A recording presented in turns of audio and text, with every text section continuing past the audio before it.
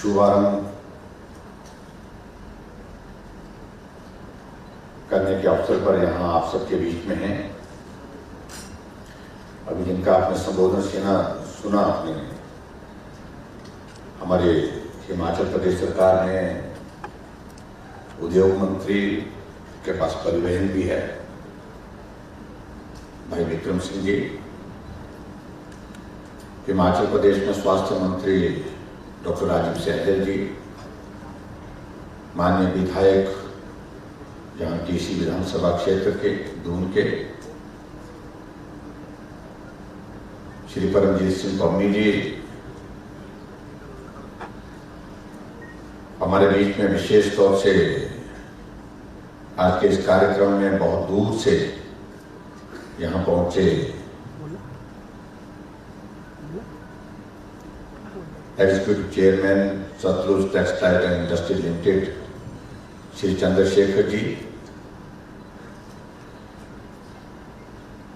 हमारे यहाँ पर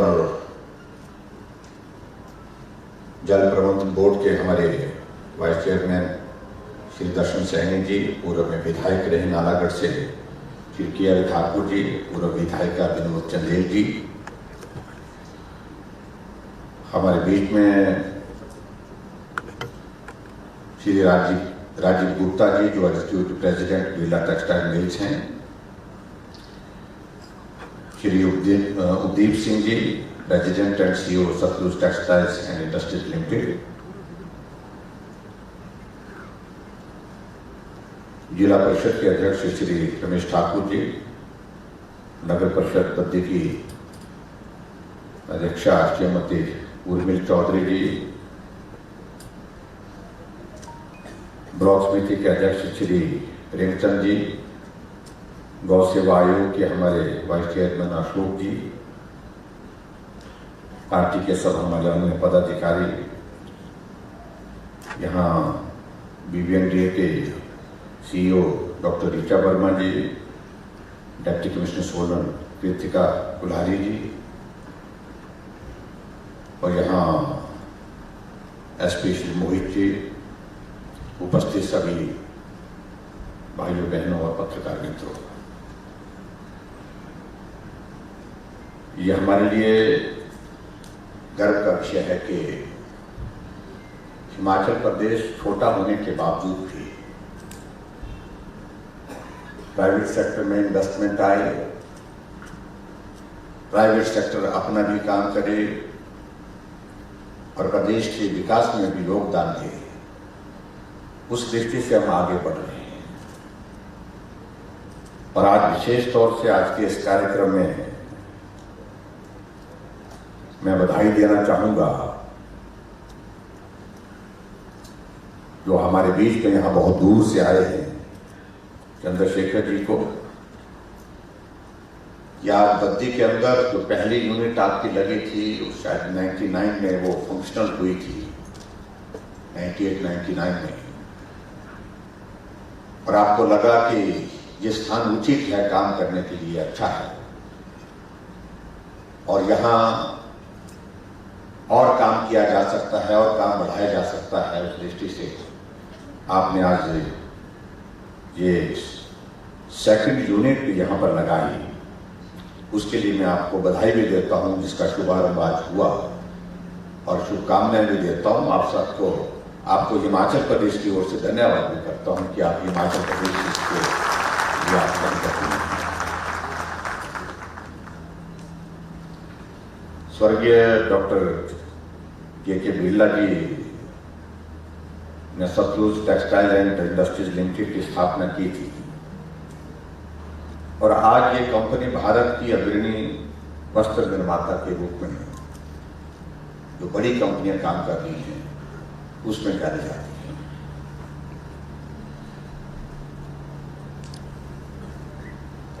जहां अनुभव की बात आपने कही वो सचमुच में बहुत दिलचस्प है। इतना बड़ा इन्वेस्टमेंट, लगभग 250 करोड़ रुपए का इन्वेस्टमेंट आपने इस सेकंड जो यूनिट को यहाँ पर स्थापित करने के लिए किया है। जब आपने इस काम की शुरुआत की तो अचानक बीच में एक ऐसा संकट आ गया जिसके बारे में दुनिया में कोई भी वाकिफ नहीं था कि ऐसी भी स्थिति हमारे सामने आएगी जब कोई ऐसी चीज जिसको आप खुली आंख से देख भी नहीं सकते हैं वो हालात ऐसे पैदा कर देगी कि आदमी घर के अंदर ही रहने के लिए विवश हो, बाहर कम निकल सकता है। और ऐसी स्थिति में लगभग 2 वर्ष का ये कार्यकाल उस दौर में गुजरा। और बड़ी इंटरेस्टिंग बात जो इन्होंने बताई कि सारी जो सेकंड यूनिट यहाँ पर जो हमारी इस कंपनी की जो ग्रीन फाइबर की जिसका अभी आज हमने इनॉग्रेशन किया, उसकी सारी टेक्नोलॉजी जो है वो चाइना से ली गई है। और ये वायरस भी मिल जाए पूरी दुनिया भर में। और चाइनीज इंजीनियर जो टेक्नोलॉजी के हिसाब से सारी इसमें जो दक्षता रखते थे वो यहाँ काम कर रहे थे। उनका नया साल का त्योहार आया, वो नए साल मनाने के लिए चाइना चले गए और उसके बाद यहाँ आने में कठिनाई होगी क्योंकि कोविड पूरे देश दुनिया में फैल गया। और स्वाभाविक रूप से ये बहुत बड़ी कठिन चुनौती थी। जब उनका यहाँ आना नहीं हो पाया, जो इंजीनियर्स थे, जो एक्सपर्ट्स थे, जिनकी देखरेख में इस यूनिट का काम पूरा होना था, तो आपने कहा कि सारा हमने ऑनलाइन हो करके जो किया जा सकता था, समझा जा सकता था, उसको समझने की कोशिश की और उसको करने की कोशिश की। अंततः उसमें सफल हुए। और मैं समझता हूं कि सही मायने में बहुत कठिन चुनौती के दौर में से निकल करके आपने इस यूनिट की स्थापना की और उसके लिए तो स्वाभाविक रूप से आप साधुवाद के पात्र हैं।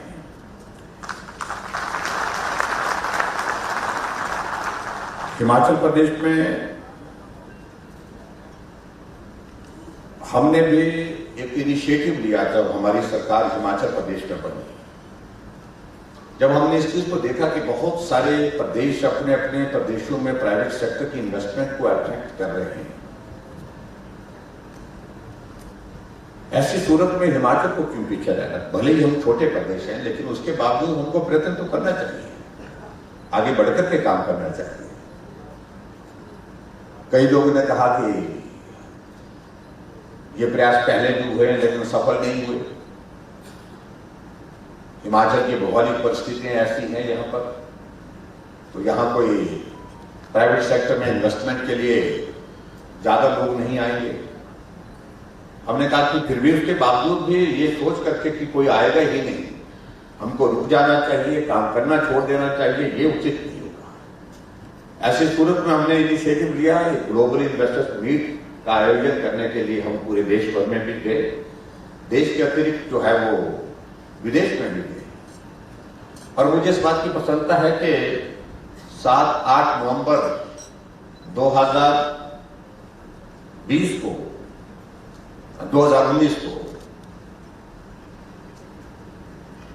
आदरणीय प्रधानमंत्री जी ने कहा कि आप ये कर रहे हैं, लेकिन कठिन काम है, मुश्किल काम है हिमाचल जैसे प्रदेश के लिए। हमने कहा कि हम करना चाहते हैं। हमने तय की तारीख, प्रधानमंत्री जी से समय मांगा, प्रधानमंत्री जी ने समय दिया और धर्मशाला में ग्लोबल इन्वेस्टर्स मीट की। और मुझे इस बात की प्रसन्नता है कि प्रधानमंत्री जी ने उस कार्यक्रम में आकर के हमको आशीर्वाद दिया और उस कार्यक्रम के आयोजन के लिए बधाई दी, जहां लगभग हमारे 96,000 करोड़ रुपए के MOU साइन हुए थे। उस ग्लोबल इन्वेस्टर्स मीट के पश्चात 1 महीने के अंदर, बहुत छोटे समय में, हमने यूनियन होम मिनिस्टर को, अमित शाह जी को और नड्डा जी को बुला करके शिमला में ग्राउंड ब्रेकिंग की, जिसका जिक्र मुझसे पहले हमारे इंडस्ट्री मिनिस्टर ने किया कि 13,000-13,500 करोड़ रुपए की ग्राउंड ब्रेकिंग हमने 1 महीने के अंदर कर दी। हमारी दूसरी ग्राउंड ब्रेकिंग के लिए भी तैयारियां चल रही थी, लेकिन उसके बीच में ये जैसे आपकी जो इस यूनिट के काम के लिए बहुत बड़ी बाधा कोविड रहा, उसी प्रकार से हमारे लिए भी ये बाधा बहुत बड़ी बाधा होगी। और उसको हमको इन्वेस्टमेंट के लिए जो सारी चीजें हमने प्लान की थी, जो इन्वेस्टमेंट के सेक्टर हमारे यहाँ पर आना चाह रहे थे, तो प्रभावित तो हुआ, काम बाधित हुआ, लेकिन फिर भी उसके बावजूद हमने हौसला नहीं छोड़ा। और मुझे खुशी है कि कुछ हम और ज्यादा, जब कोविड का दौर थोड़ा कम हुआ है पूरे देश भर में और प्रदेश में भी, तो ऐसी स्थिति में हम अब सेकंड ग्राउंड ब्रेकिंग की दिशा में आगे बढ़ रहे हैं। और जैसा हमारे मंत्री जी ने कहा कि हम कोशिश कर रहे हैं 15,000 से 15,000 से लगभग 15 से 20,000 करोड़ रुपए की ग्राउंड ब्रेकिंग फिर से जो है 1 महीने या 1.5 महीने के अंदर अंदर हम हिमाचल प्रदेश पे करना चाहते हैं। 1 महीने के अंदर हमने टारगेट रखा है। उसकी सारी औपचारिकताओं की दिशा आगे बढ़ रही है। और जहां तक इस यूनिट की बात है, आपने हमारे सामने उस वक्त सिंगल विंडो में ये आया था मामला, और उस वक्त सिंगल विंडो की क्लियरेंस जितनी जल्दी हम कर सकते थे वो हमने करने की कोशिश की। और इसलिए मैंने इस बात को मैं इसलिए जिक्र कर रहा हूं, हमने प्राइवेट सेक्टर की इन्वेस्टमेंट सिर्फ हम भाषण देंगे, बात करेंगे, उस तरह से नहीं आ पाएगा। हम ईज ऑफ डूइंग बिजनेस में हमको बहुत कुछ करना पड़ेगा। जब हमने सारा पिछला देखा कि बहुत सारी चीजें ऐसी हैं जिसमें कठिनाई है, कोई इन्वेस्टर हिमाचल प्रदेश में आने भी चाहे तो, लेकिन बंदिशें बहुत है, उनको सरल करने की दिशा में हमने काम करने की कोशिश की। और आज मुझे इस बात की खुशी है कि भारत, जब मुझे ये दायित्व मिला प्रदेश के मुख्यमंत्री के बतौर, तो हम 17वें 18वें स्थान पर ईज ऑफ डूइंग बिजनेस में पूरे देश भर में थे। और हमने जब वो ईज ऑफ डूइंग बिजनेस के सिलसिले में हमने आगे बढ़कर के जब काम किया, तो हिमाचल आज 7वें स्थान पर आ गया। सीधा 17वें स्थान से 16वें स्थान से सीधा हम 7वें स्थान पर। लेकिन फिर भी उसके बावजूद भी हमें बहुत अभी तक और भी ईज ऑफ डूइंग बिजनेस के लिए हमको कुछ चीजें और करने की दिशा में आगे बढ़ रहे हैं।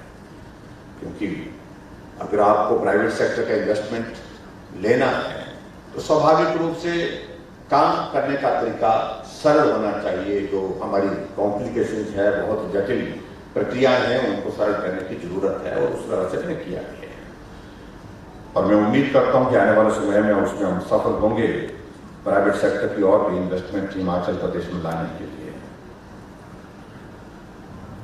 आज के इस कार्यक्रम में मैं ये भी जरूर कहना चाहता हूं कि जितना भी हमारा इंडस्ट्री सेक्टर है, कोविड के इस दौर में प्रभावित तो हुआ, लेकिन मैंने इस बात को भी देखा, लेकिन हौसले के साथ वो खड़े रहे, हिम्मत के साथ खड़े रहे। हमारे लिए बहुत बड़ी कठिन चुनौती थी कि बाकी जहां हम चीजों को मैनेज करना वो हमारे लिए सरल था। जहां 1,000 2,000 हमारे फैक्ट्री में, इंडस्ट्रीज में जो वर्कर्स है काम करने के लिए आएंगे, तो उसमें कोविड को कैसे हमको, कोविड के लिए मैनेजमेंट के लिए क्या करना पड़ेगा हमको, तो बहुत बड़ी कठिन चुनौती थी।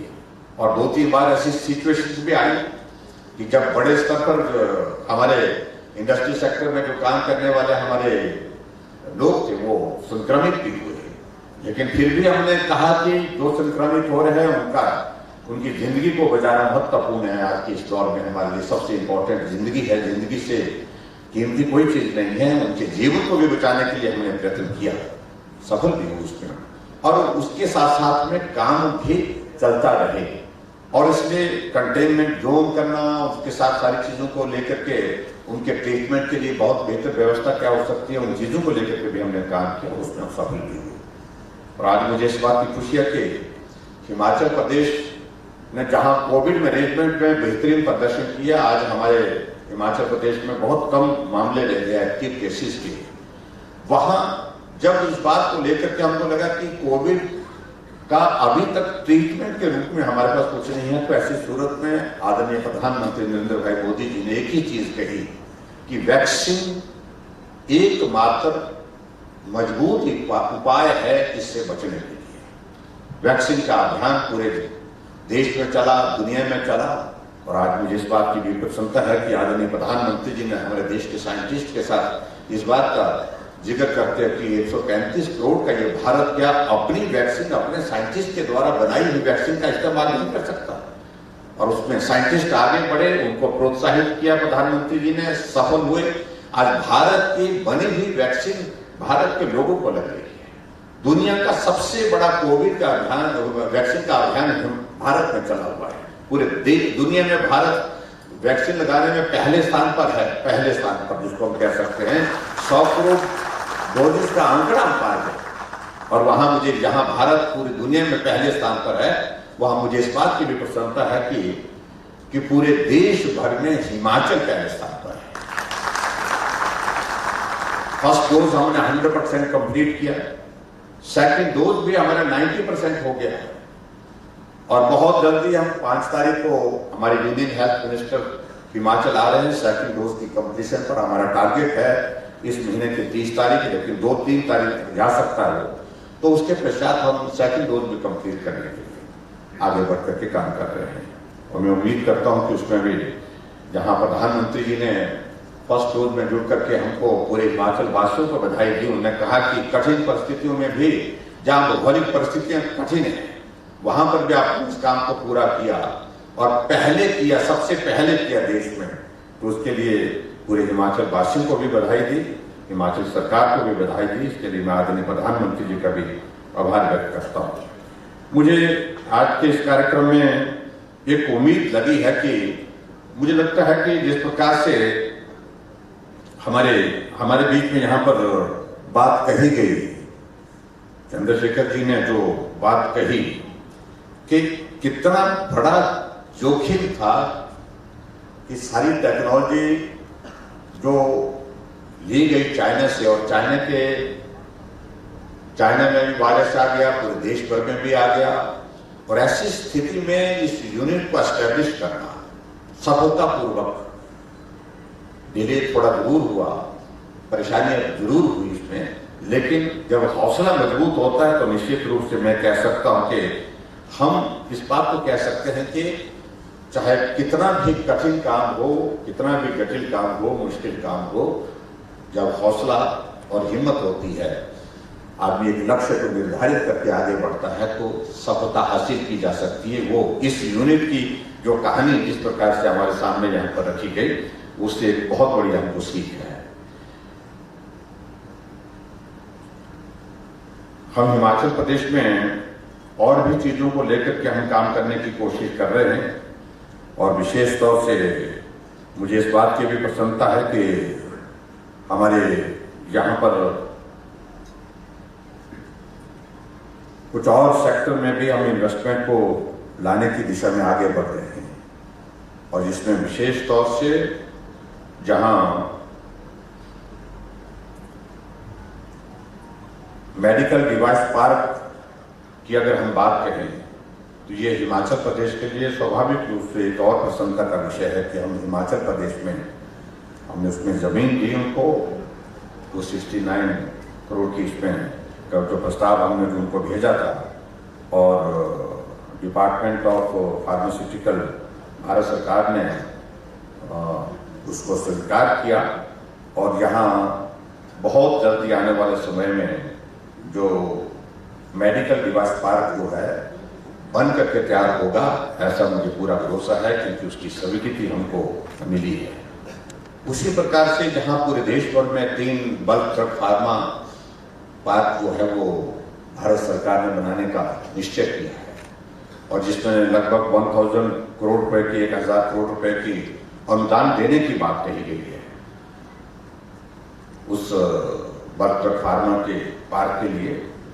उसमें हमने हिमाचल प्रदेश ने बहुत एग्रेसिवली जो बिडिंग की है, और मुझे पूरा भरोसा है कि उसमें हम निश्चित रूप से सफल होंगे। चाहे वो पानी की बात है, चाहे बिजली की बात है, चाहे वो लैंड की बात है, वो सारे इश्यूज को लेकर के उसकी वैल्यूएशन, कैलकुलेशन सारी मुझे जानकारी जो मिली है उसके अनुसार की वो पूरी हो चुकी है। हिमाचल उसमें है, और निश्चित रूप से आने वाले समय में एक बल्क ड्रग फार्मा का जो हब जो है हिमाचल प्रदेश को मिलने वाला है, जिसमें बहुत एक साइजेबल इन्वेस्टमेंट आएगी। मोर देन 50,000 करोड़ रुपीस की इन्वेस्टमेंट एक्सपेक्टेड है उसमें, जब पूरा बनकर के वो तैयार होगा।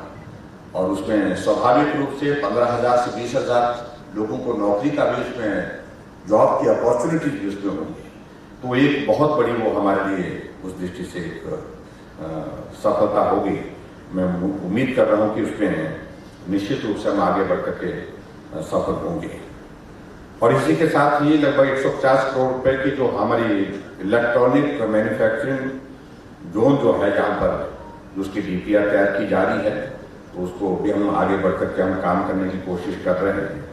और उसी तरह से plastic park Nalagarh 100 crore rupees का प्रस्ताव हमने डिपार्टमेंट ऑफ केमिकल को जो हमने भारत सरकार को हमने भेजा है, और उसमें भी हम बहुत बड़ी एक उम्मीद के साथ हैं कि उसमें भी हम आगे बढ़ करके काम करने में सफल होंगे। मुझे इस बात की भी प्रसन्नता है कि इस प्रकार की जो इंडस्ट्री जो जिसका हमने आज विधिवत यहाँ पर इनॉग्रेशन किया, ये फुल्ली ऑटोमेटिक है, टेक्नोलॉजी के साथ जुड़ करके काम कर रही है और लेटेस्ट टेक्नोलॉजी के साथ। लेकिन उसके बावजूद भी यहाँ इसके लिए जो मैन पावर है, लगभग 2000 से ऊपर की लगभग मैन पावर है। 2300 डायरेक्ट है,